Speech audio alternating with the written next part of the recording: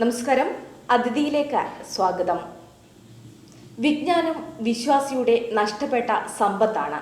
അത് എവിടെ നിന്നായാലും പെറുക്കിയെടുക്കാനാണ് നമ്മോട് മുഹമ്മദ് നബി പറയുന്നത്. ഇന്ന് നമ്മോടൊപ്പം അതിഥിയിലുള്ളത് തീർത്തും വ്യത്യസ്തനായ ഒരുപാട് കുട്ടികൾക്ക് അക്ഷരങ്ങളുടെ വെളിച്ചത്തിലേക്ക് നയിച്ച ഒരു അധ്യാപകനാണ് PA നൗഷാദ് സർ. 2019 സംസ്ഥാന സർക്കാരിന്റെ മികച്ച അധ്യാപകനുള്ള അവാർഡ് ജേതാവ് കൂടിയാണ് അദ്ദേഹമാണ് ഇന്ന് അതിഥിയിൽ നമ്മോടൊപ്പം വിശേഷങ്ങൾ പങ്കുവെക്കുന്നത്. സർ, അതിഥിയിലേക്ക് സ്വാഗതം. ഒരു അധ്യാപകൻ എന്നതിലുപരി ഒരു മനുഷ്യസ്നേഹിയാണ് അല്ലേ? അങ്ങനെയാണ് അറിയാൻ കഴിഞ്ഞിട്ടുള്ളത്. ഇപ്പോൾ നമ്മുടെ ഒരു അധ്യാപകനെ സംബന്ധിച്ചിടത്തോളം കുട്ടികളിലേക്ക് ഇറങ്ങിച്ചെല്ല അല്ലെ, അവരോടൊപ്പം ഒരു യാത്ര പോവുക എന്നതാണ് ഒരു അധ്യാപകൻ ഒരു നല്ല അധ്യാപകനാകാനുള്ള ആദ്യത്തെ ശ്രമം എന്ന് പറയുന്നത്. തീർച്ചയായും അതിൽ ഒരുപാട് വിജയിച്ച ഒരു വ്യക്തിയാണ്, ഒരുപാട് മുകളിൽ നിൽക്കുന്ന ഒരു വ്യക്തിയാണ്. എങ്ങനെയാണ് ഈ ഒരു മേഖലയിലേക്ക് കടന്നു വന്നത്? നമുക്കതിൽ നിന്ന് തന്നെ തുടങ്ങാം. അധ്യാപകൻ എന്ന രീതിയിലുള്ള ജോലി കുട്ടികളുടെ മനസ്സ് തൊട്ടറിയാൻ കഴിയുകയാണെങ്കിൽ വിജയിക്കുമെന്നാണ്. അവരുടെ മനസ്സ് തൊട്ടറിയുക എന്നതാണ് ഏറ്റവും പ്രധാനപ്പെട്ടത്. അവരുടെ നിലവാരത്തിലേക്ക്, അവരുടെ മനസ്സിലേക്ക് ഇറങ്ങിച്ചെല്ലുക. അതിലൂടെ അവരുടെ ഒരു സുഹൃദ്ബന്ധം സ്ഥാപിക്കുക. അപ്പോൾ സ്വാഭാവികമായിട്ടും അധ്യാപനം ഒരു ജോലിയായിട്ട് പോലും അനുഭവപ്പെടില്ല. അവരുടെ കൂടെ ഒരു കളിയായിട്ട് അവരുടെ ചോദ്യങ്ങളാണ് ശരിക്ക് നമ്മൾ വിജ്ഞാനം തേടിയുള്ള യാത്രയിലേക്ക് നയിക്കപ്പെടുന്നത്. അവരുടെ നിഷ്കളങ്കമായ മനസ്സിൽ നിന്ന ചോദ്യങ്ങൾ വലിയ ചോദ്യങ്ങളാണ്, വളരെ ആഴമുള്ള ചോദ്യങ്ങളാണ്. പലപ്പോഴും മുതിർന്ന ആൾക്കാരിൽ കാണാത്ത ഒരു വല്ലാത്ത കൗതുകം അവരിലുണ്ട്. അത് മാത്രവുമല്ല, പലപ്പോഴും ഞാൻ അനുഭവിച്ചൊരു കാര്യം, മുതിർന്ന ആൾക്കാരിൽ കാണാത്ത നിഷ്കളങ്കത. ആ നിഷ്കളങ്കതയെ നമ്മൾ താതാത്മ്യം പ്രാപിക്കാൻ ശ്രമിക്കുമ്പോൾ നമുക്ക് പല മാലിന്യങ്ങളിൽ നിന്നും അകലാൻ കഴിയുന്നുണ്ട് എന്നുള്ളൊരു വസ്തുതയാണ്. എന്താണെന്നറിയില്ല, അതൊരു വലിയ സത്യമാണ്. ഇങ്ങനെ വിദ്യാർത്ഥികളുമായി ഇഴച്ചേർന്നുള്ള അധ്യാപനമാകുമ്പോൾ ഒരുപക്ഷെ നമ്മളതൊരു ജോലിയാണ് എന്ന് പോലും തിരിച്ചറിയാൻ കഴിയാത്ത അവസ്ഥയിലേക്ക് മാറും. അല്ലാത്ത ആനന്ദം ലഭിക്കും. പിന്നെ അവരുടെ സ്നേഹം, ആ സ്നേഹത്തെ ഞാൻ പ്രാർത്ഥനയായിട്ടാണ് കരുതുന്നത്. ആ സ്നേഹം പ്രാർത്ഥനയായിട്ടുണ്ടാവുകയാണെങ്കിൽ ഏത് പ്രതിസന്ധികളെയും മറികടക്കാൻ കഴിയുമെന്നുള്ളൊരു വിശ്വാസം എനിക്കുണ്ട്. പിന്നെ എൻ്റെ വൈജ്ഞാനിക മേഖലയിലുള്ള മുന്നേറ്റത്തിന്റെ മെയിൻ കാരണം അവരാണ്. കാരണം അവരുടെ ചോദിക്കുന്ന ചില ചോദ്യങ്ങൾക്ക് ഉത്തരം പറയാൻ കഴിയാറില്ല, ഇല്ല. അപ്പൊ ഞാൻ അവരോട് എനിക്ക് അറിയില്ല എന്ന് പറയും, അടുത്ത ദിവസം കൊണ്ടുവരും എന്ന് പറയും. അപ്പോൾ പല പുസ്തകങ്ങളും ഗൂഗിളൊക്കെ സെർച്ച് ചെയ്തിട്ടാണ് ആ വിവരം പഠിക്കുകയാണ്. അതുകൊണ്ട് തന്നെ പലപ്പോഴും ഞാൻ ജിയോഗ്രഫി അധ്യാപകനാണെങ്കിലും ഇംഗ്ലീഷിലെ വിദ്യാർത്ഥികൾ എൻ്റെ അടുത്ത് വരാറുണ്ട്, മാത്തമാറ്റിക്സിൽ, ഫിസിക്സിൽ, ബയോളജിയിൽ. കാരണം എൻ്റെ അടുത്തിരിക്കുന്ന ടീച്ചേഴ്സൊക്കെ വ്യത്യസ്ത വിഷയത്തിലുള്ള ആൾക്കാരാണ്. അപ്പോൾ അവരുമായിട്ട് ഞാൻ വ്യത്യസ്ത വിഷയങ്ങൾ ചർച്ച ചെയ്യും. ഇങ്ങനെ എൻ്റെ ലേഖനങ്ങൾ മാത്തമാറ്റിക്സിനെ പറ്റിയുള്ളത്, ഫിസിക്സിനെ പറ്റിയുള്ളത്, ബയോളജിയെ പറ്റിയുള്ളത്, IT യെ പറ്റിയുള്ളത് പത്രങ്ങളിൽ പ്രസിദ്ധീകരിച്ചു വരുന്നുണ്ട്. അതിന്റെ കാരണം ഇതാണ്, ഒരു വല്ലാത്തൊരു സ്രോതസ്സാണ് സ്കൂള്. എല്ലാ വിഷയത്തിന്റെ അധ്യാപകരാണ് നമുക്ക് ചുറ്റുമുള്ളത്. വിദ്യാർത്ഥികളാണെങ്കിൽ എല്ലാ സംശയങ്ങൾ ചോദിക്കുന്നവർ. ഈ ഒരു അന്തരീക്ഷമാണ് ഏറ്റവും ആദ്യം സൂചിപ്പിക്കപ്പെട്ടതുപോലെ വിജ്ഞാനത്തിന് വേണ്ടിയുള്ള ആ ഒരു അർപ്പണത്തിലേക്ക് നയിക്കപ്പെടുന്നത്. അതേപോലെ തന്നെ ആദ്യം മുതലേ, അതായത് പഠിക്കുന്ന സമയം മുതലേ ഒരു അധ്യാപകനാകാനായിരുന്നോ ആഗ്രഹം, അല്ലെങ്കിൽ ജീവിത വഴികൾ അങ്ങനെ എത്തിക്കുമായിരുന്നോ? അധ്യാപകനാകാൻ ആഗ്രഹമായിരുന്നു, ചെറുപ്പത്തിലേ ഉണ്ടായിരുന്നു ഒരാഗ്രഹം. നല്ല പുസ്തകങ്ങൾ വായിക്കാറുണ്ടായിരുന്നു. അതെ, നല്ലൊരു അധ്യാപകന് തുല്യമാണ് പുസ്തകങ്ങൾ, നമ്മൾ പറയാറുണ്ട് അല്ലേ? പുസ്തകങ്ങൾ ഇവിടെ പാതിരിപ്പറ്റ സാമൂഹിക വികാര കേന്ദ്രം, അവിടെയാണ് ഇഷ്ടംപോലെ പുസ്തകങ്ങളിലൊരു. അന്ന് ഞാൻ സ്കൂളിൽ പഠിക്കുന്ന സമയത്ത്, കോളേജിൽ പഠിക്കുന്ന സമയത്ത് അവിടെ പോയി നല്ല പുസ്തകങ്ങൾ വായിക്കൽ എൻ്റെ ഒരു പതിവായിരുന്നു. അതിൻ്റെ കൂടെ ഇംഗ്ലീഷിൽ എഴുതാറുണ്ട്. അന്ന് ഇന്ത്യൻ എക്സ്പ്രസ്സിലാണ് ആദ്യമായിട്ട് പ്രസിദ്ധീകരിക്കപ്പെട്ടത് UN എന്നുള്ള ഒരു ഇംഗ്ലീഷ് കവിത. അങ്ങനെയാണ് വീണ്ടും ഇംഗ്ലീഷ് കവിതകളിലേക്ക് എൻ്റെ ശ്രദ്ധ പോയത്. പിന്നീടാണ് ഇംഗ്ലീഷ് ഭാഷയിലേക്ക് താല്പര്യം വന്നത്. പ്രസംഗ മത്സരങ്ങളൊക്കെ നടക്കാറുണ്ട് ഇവിടെയൊക്കെ, നമ്മുടെ നാട്ടുംപുറത്ത്, പള്ളികളിൽ. അപ്പൊ പല കുട്ടികളും മലയാളത്തിൽ പ്രസംഗിക്കുമ്പോൾ ഞാൻ വെറുതെ മുറിയൻ ഇംഗ്ലീഷിൽ സംസാരിച്ച് തുടങ്ങിയിരുന്നു. അന്ന് ഇംഗ്ലീഷ് മുറിയൻ ഇംഗ്ലീഷിലാണെങ്കിലും അതിനോടുള്ള താല്പര്യം കൊണ്ട് അടുത്ത പ്രസംഗം കുറച്ചുകൂടി മെച്ചപ്പെടുത്താൻ വേണ്ടിയുള്ള ശ്രമമായിട്ട് ഞാൻ ചെയ്തിരുന്നു. അത് തുടർന്നുകൊണ്ടിരുന്നു. പിന്നെ ഈ പോയം ഹണ്ടർ എന്നുള്ള ഒരു ഇംഗ്ലീഷ് സൈറ്റ്, അതിൽ എഴുതിയപ്പോ എൻ്റെ രചനയെ വിമർശിച്ചുകൊണ്ടും അതിനെപ്പറ്റി അഭിപ്രായം പറഞ്ഞുകൊണ്ടും വിദേശ എഴുത്തുകാർ ചെയ്ത കാര്യങ്ങൾ എന്നെ മെച്ചപ്പെടാൻ സഹായിച്ചിട്ടുണ്ട്.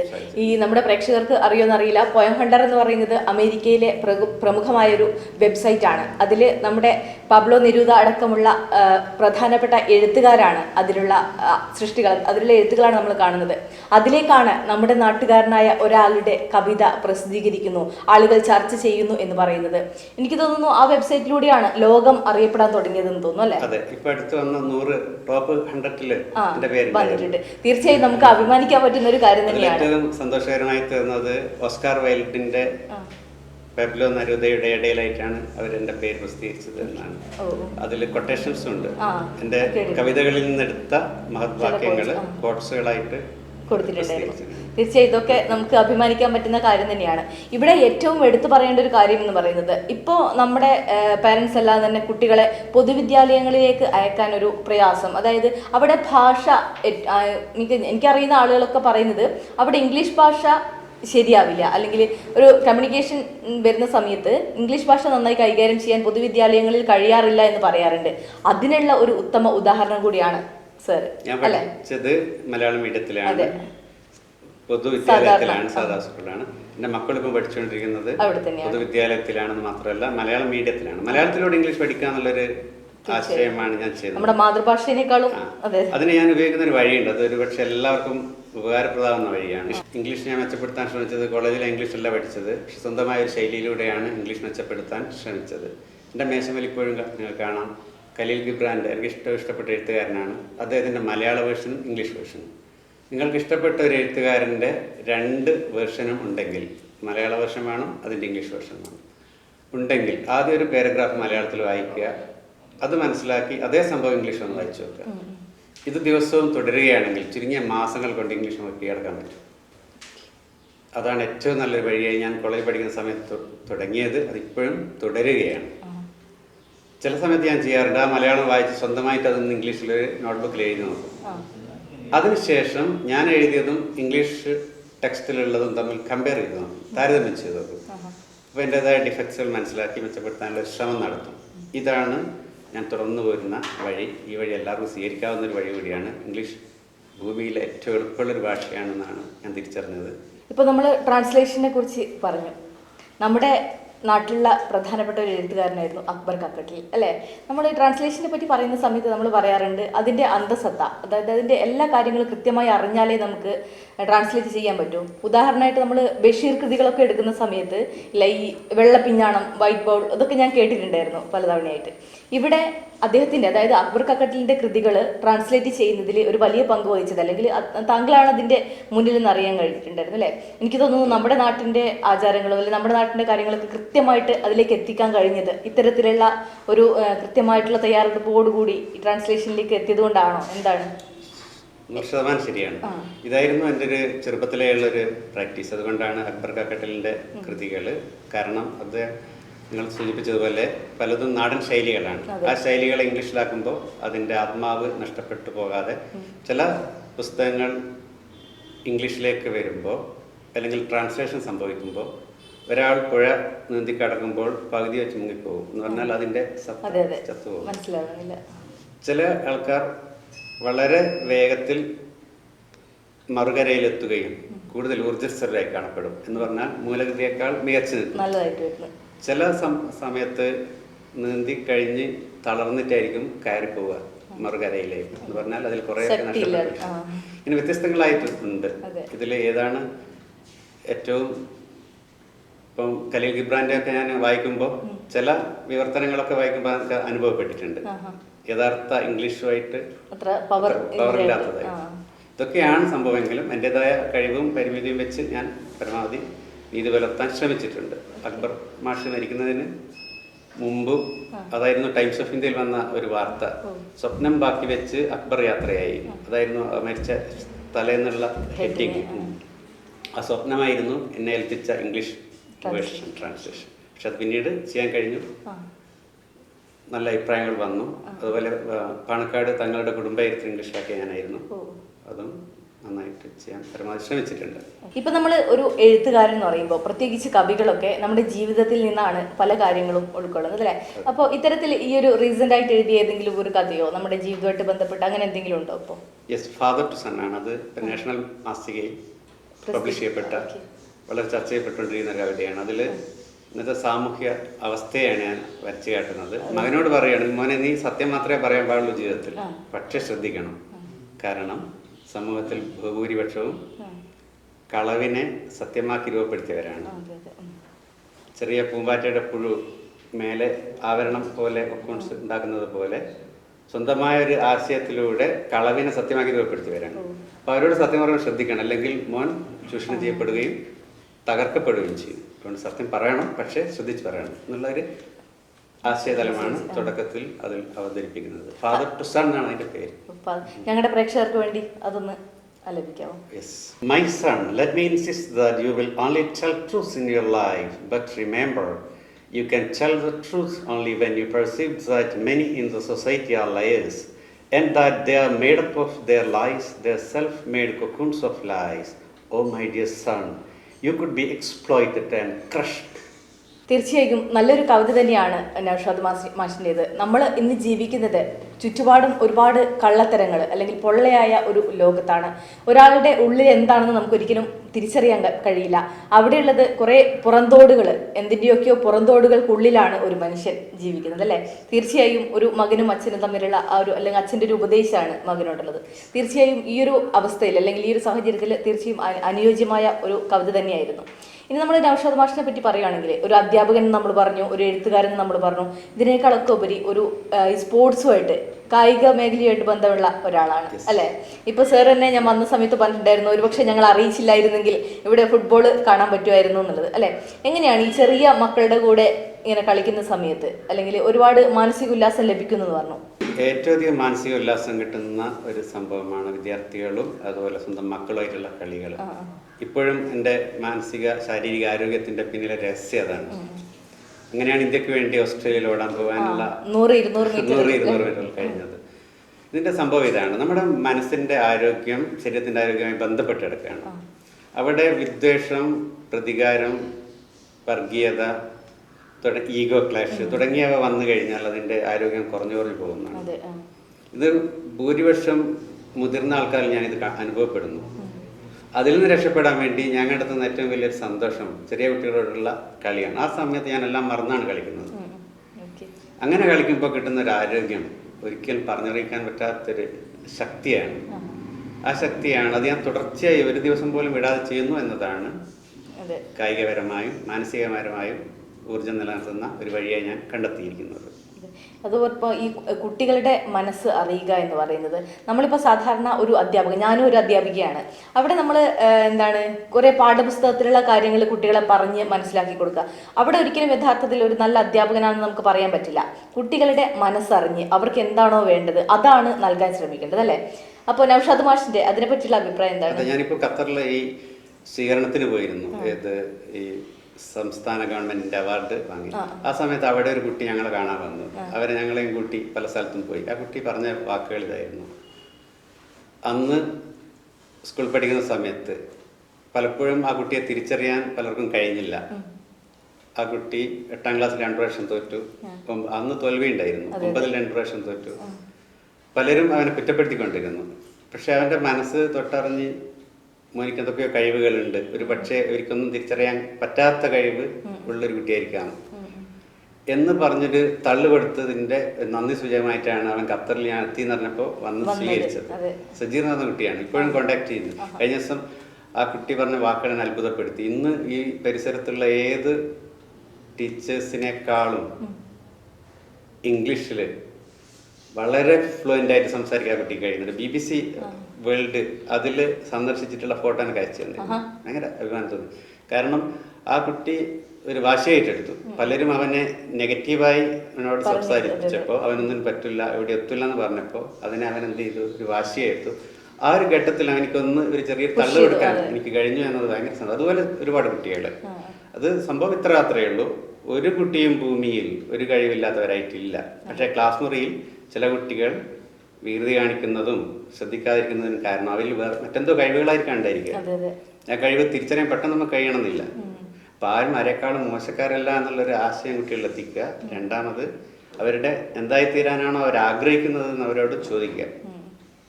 അത് ചോദിച്ചിട്ട് അങ്ങനെ ആയിത്തീരാൻ വേണ്ടി ഒരു പ്രചോദനം കൊടുത്താൽ ഒരു മടിയും കൂടാതെ അവർ പഠനത്തിലേക്ക് എത്തുമെന്നാണ്. ആ ഒരു ഇൻസ്പിറേഷനാണ് യഥാർത്ഥ ടീച്ചർ ചെയ്യേണ്ടത്. അങ്ങനെ ചെയ്തു കഴിഞ്ഞാൽ നമ്മൾ അവരെ തള്ളേണ്ടതോ കണ്ണു വയ്ക്കേണ്ടതോ ഒരാവശ്യമില്ല, ഇമ്പോസിഷൻ കൊടുക്കേണ്ടതോ പേടിപ്പിക്കേണ്ടതോ ആവശ്യമില്ല. അവരെന്നെ നമ്മളോട് ചോദിച്ചോളും. അവർക്ക് ഞാൻ നല്ലൊരു താല്പര്യം വന്നോളും. അതാണ് ഞാൻ മനസ്സിലാക്കിയ അനുഭവത്തിലൂടെ, 27 വർഷത്തെ അനുഭവത്തിലൂടെയുള്ള പാഠം. 27 വർഷമാണ് പൂർത്തിയായിരിക്കുന്നത് അധ്യാപന ജീവിതത്തിൽ അല്ലേ. ഞാനടക്കമുള്ള ഒരുപാട് അധ്യാപകർക്കുള്ള ഒരു വലിയൊരു സന്ദേശം കൂടിയാണിത്. ഓക്കെ, അതോടൊപ്പം തന്നെ അറിയാൻ കഴിഞ്ഞു സാറ് ഈ ഒരു കളരി മേഖലയുമായിട്ട് ബന്ധമുണ്ട് എന്നുള്ളത് അല്ലെ, ചൂരൽക്കൊടി സംഘമായിട്ട് ബന്ധമുണ്ടായിരുന്നു എന്നുള്ളത്. ഇതിനെല്ലാം കൂടി എങ്ങനെയാണ് സമയം കണ്ടെത്തുന്നത്, അല്ലെ ഈ ഒരു കളരിന്റെ കാര്യങ്ങളും കൂടെ ഒന്ന് ഞങ്ങൾക്ക് വിശദീകരിച്ചു. അന്ന് പ്രീ ഡിഗ്രിയാണ്, ഇന്ന് +2 എന്ന് പറയുന്നത് അന്ന് പ്രീ ഡിഗ്രി ആയിരുന്നു. അത് പഠനം കഴിഞ്ഞ് വന്ന് വൈകുന്നേരം ഞാൻ നേരെ നാദാപുരത്തേക്ക് പോകും. അവിടെ ചുരക്കൊടി കളരി സംഘം, അബ്ദുറഹ്മാൻ ഉസ്താദ്, അലി ഉസ്താദായിരുന്നു. ആ പഴയ പള്ളിയുടെ സൈഡിലൊരു ഷെഡിലായിരുന്നു കളരി.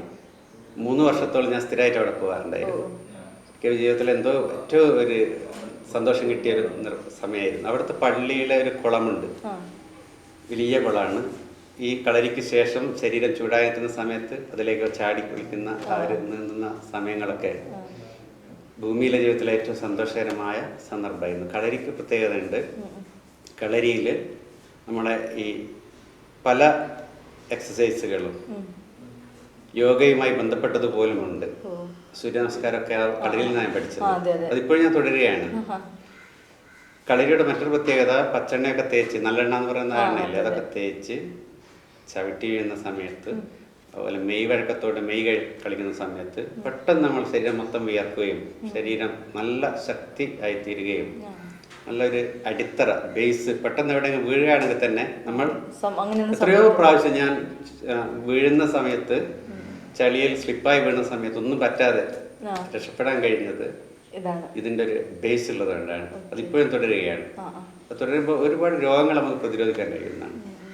രോഗങ്ങൾ പ്രതിരോധിക്കാനുള്ള ഏറ്റവും നല്ലൊരു വഴിയായിട്ട് ഞാൻ കളരിയെ കാണുകയാണ്. വളരെ ഇഷ്ടപ്പെട്ട ഒരു ആയോധന കലയാണ്, കേരളത്തിന്റെ സംഭാവനയാണ്, ലോകത്ത് നിന്ന് വേണേ നമുക്ക് പറയാം. ഇപ്പം കൂടുതൽ ആളുകൾ ഈ ഒരു മേഖലയിലേക്ക് കടന്നു വരുന്നതായിട്ട്, ഉദാഹരണമായിട്ട് മീൻസ് എന്താണ്, ഇപ്പൊ വിദേശ രാജ്യത്തു നിന്നുള്ള ആളുകളൊക്കെ പഠിക്കുന്നത്.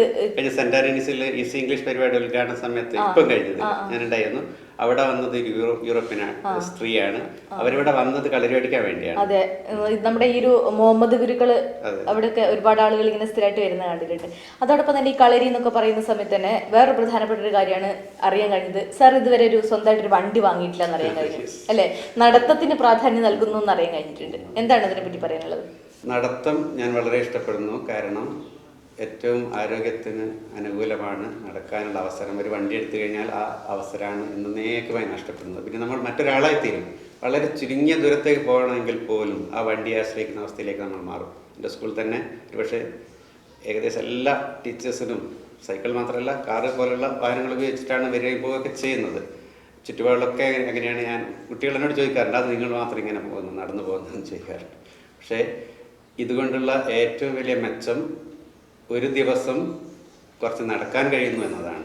അങ്ങനെ ഒരു 2-3 കിലോമീറ്റർ നടക്കാൻ കഴിയുക എന്നത് നമ്മുടെ ആരോഗ്യത്തെ മെച്ചപ്പെടുത്തുന്ന ഏറ്റവും നല്ല വഴിയാണ്. പിന്നെ പരിസ്ഥിതി മലിനീകരണത്തിനെതിരെ ഇന്ന് ലോകരാജ്യങ്ങൾ ചിന്തിക്കുന്നത് പെട്രോൾ ഡീസൽ ഉപയോഗിക്കാത്ത സൈക്കിൾ ചവിട്ടുന്ന അവസ്ഥയെപ്പറ്റിയൊക്കെ ചിന്തിക്കുന്ന ഒരു ഘട്ടത്തിൽ ഇതൊരു പക്ഷേ മാതൃകയാക്കി എടുക്കാൻ എല്ലാവർക്കും കഴിയണമെന്നില്ല. കാരണം ഇന്ന് അതൊരു ട്രെൻഡാണ്. വാനില്ലാത്തവൻ ഒരു 2ാം നിരക്കാരനായി കരുതപ്പെടുന്ന ഒരു ലോകത്താണ് ജീവിച്ചുകൊണ്ടിരിക്കുന്നത്. ആ രീതിയിൽ ഒരു ഇൻസൾട്ടിങ് ആയ അവസ്ഥ പോലും പലരിലും വരുന്നത് കൊണ്ട് ആരും അതിന് തയ്യാറാണെന്നില്ല. എങ്കിലും ഈ ഒരു അവസ്ഥയെ നെഞ്ചോട് ചേർക്കാൻ ശ്രമിക്കുകയാണെങ്കിൽ അത് പരിസ്ഥിതിക്കും സന്തോഷകരമാണ്, നമ്മുടെ ആരോഗ്യത്തിനും സന്തോഷകരമാണ്. ഓസ്ട്രേലിയയിൽ നടന്ന നമ്മുടെ ഒരു വേൾഡ് മാസ്റ്റേഴ്സ് അത്ലറ്റിക് മീറ്റിൽ പങ്കെടുക്കുകയുണ്ടായി അല്ലേ. ഇപ്പോൾ നടത്ത മത്സരത്തിൽ അല്ല മീൻസ് നടക്കുന്നതിനെ പറ്റിയാണ് നമ്മൾ പറഞ്ഞത്. ആ ഒരു മത്സരത്തിൽ ഈ ഒരു നടത്തം തീർച്ചയായും സഹായമായിട്ടുണ്ടാവുമെന്ന് കരുതുന്നു അല്ലേ? തീർച്ചയായും വളരെ സഹായമായിട്ടുണ്ട്. കാരണം ലോക മീറ്റാണ്, എല്ലാവരും പ്രൊഫഷണൽ ഓട്ടക്കാരാണ്, അവരെ കൂടെയാണ് നിൽക്കുന്നത്. ഏതെങ്കിലും വിധത്തിൽ അവരുടെ എന്ന് കേട്ടു. അതിനെപ്പറ്റി ഒന്ന് ഞങ്ങളുടെ പ്രേക്ഷകർക്ക് വേണ്ടി ഒന്ന് പറയാം. രാഹുൽ ഗാന്ധി വയനാടിൻ്റെ പ്രതിനിധി എന്ന രീതിയിൽ വന്നപ്പോൾ ഈ സംസ്ഥാന അവാർഡ് കിട്ടിയതിന് ശേഷമാണ് ആ ഒരു ഫംഗ്ഷനിൽ ഞാൻ അവിടെ വയനാട്ടിലുള്ള സമയത്ത് ഈ ഒരു അഭിപ്രായം എൻ്റെ സുഹൃത്തുക്കൾ പറയുകയും അത് അദ്ദേഹം വളരെ സന്തോഷത്തോടെ സ്വീകരിക്കുകയും നല്ല കമന്റുകൾ അദ്ദേഹത്തിന്റെ ട്വിറ്ററിൽ ഫേസ്ബുക്കിലൊക്കെ അത് മനോഹരമായി അദ്ദേഹം പോസ്റ്റ് ചെയ്തതും വളരെ സന്തോഷകരമായ സംഭവമായിരുന്നു. എന്താണ് യഥാർത്ഥത്തിൽ അത്തരത്തിൽ ഒരു എഴുത്തെഴുതാൻ പ്രചോദനമായത്? സാധാരണക്കാർ ആഗ്രഹിക്കുന്ന ഒരു ഭരണമുണ്ട്. ആ ഭരണത്തിലേക്ക് എത്തുന്നതിന് തടസ്സമാകുന്ന എന്തൊക്കെയുണ്ടോ തിന്മകൾ, അതിനെതിരായിട്ടുള്ള ഒരു ചെറിയ ഒരു ചൂണ്ടുവിരൽ, അതായിരുന്നു ആ കവിത. ഏറ്റവും ഇഷ്ടപ്പെട്ട എഴുത്തുകാരൻ ആരാണ്? അത് ഖലീൽ ഗിബ്രാൻ തന്നെ. ചോദിക്കാനൊന്നുമില്ല അത് ഞാൻ ഒരു പുസ്തകം തന്നെ ഉദാഹരണമായിട്ട് ബ്രോക്കൺ വിങ്സ്, ഒടിഞ്ഞ ചിറകുകൾ 40-ലധികം പ്രാവശ്യം ആവർത്തിച്ചാർത്തി വായിച്ചിട്ടുണ്ട്. വായിക്കും തോറും ആനന്ദം കൂടുന്നതാണ്. ഇപ്പൊ വായിക്കുമ്പോഴും നേരത്തെ പറഞ്ഞു ആദ്യം രണ്ടും ട്രാൻസ്ലേറ്റ്, അതായത് ആദ്യം മലയാളം വായിച്ച് ഇംഗ്ലീഷിലേക്ക്, ഇപ്പോഴും ആ രീതി തന്നെയാണോ ഫോളോ ചെയ്യുന്നത്? അല്ലെങ്കിൽ ഇപ്പോ ഇംഗ്ലീഷ് തന്നെ വായിക്കുമ്പോഴും മലയാളം അന്ന് ഞാൻ വായിച്ചതിനേക്കാളും ആനന്ദം കിട്ടുന്നുണ്ട്. കാരണം തുടർച്ചയായി ചെയ്തത് കൊണ്ട് കഴിയുന്നുണ്ട്. പുതിയൊരു പുസ്തകം 2 വർഷം കിട്ടുകയാണെങ്കിൽ ഞാൻ ആദ്യത്തെ ആ ഒരു സംഭവം ചെയ്യും, ആദ്യം മലയാളം വായിച്ച് ഇംഗ്ലീഷിലേക്ക്. ഞാനും ഇവിടെ ഏറ്റവും ഒരു കാര്യം എന്ന് പറയുന്നത്, ഞാൻ ഇത്രയും കാലം ഖലീൽ ജിബ്രാൻ എന്നുള്ളൊരു ടേമായിരുന്നു യൂസ് ചെയ്തത്. ഇപ്പോൾ സാറിൻ്റെ കയ്യിൽ നിന്നാണ് ഖലീൽ ഗിബ്രാൻ ആണ് എന്നുള്ളൊരു അറിവ് കിട്ടുന്നത്.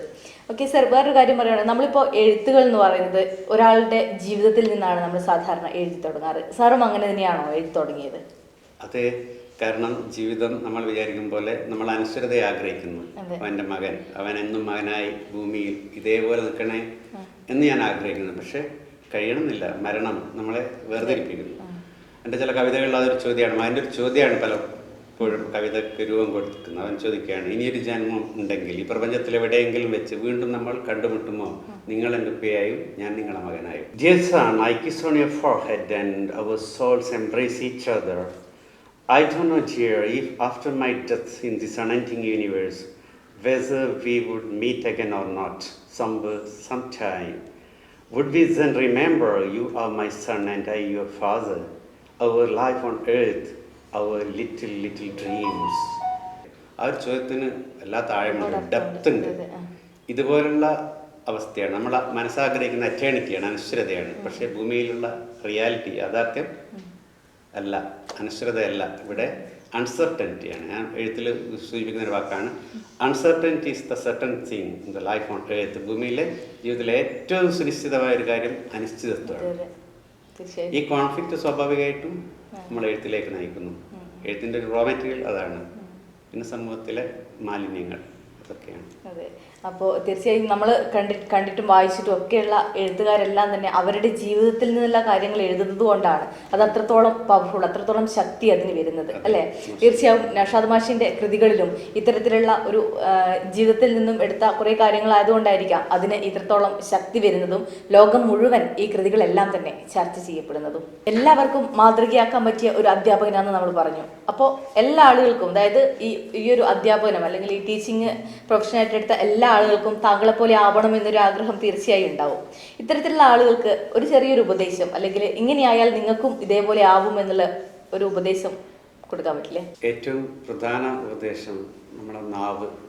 പല വിദ്യാർത്ഥികളും എന്നോട് പങ്കിട്ട അവരുടെ വിഷമങ്ങൾ, നാവ് ഉപയോഗിക്കുന്നത് അത് സ്വന്തം രക്ഷിതാക്കളിൽ നിന്നും അധ്യാപകരിൽ നിന്നും വരുമ്പോൾ അവർക്ക് അവരുടെ മനസ്സിനെ വല്ലാതെ സ്വാധീനിക്കുമെന്നാണ്.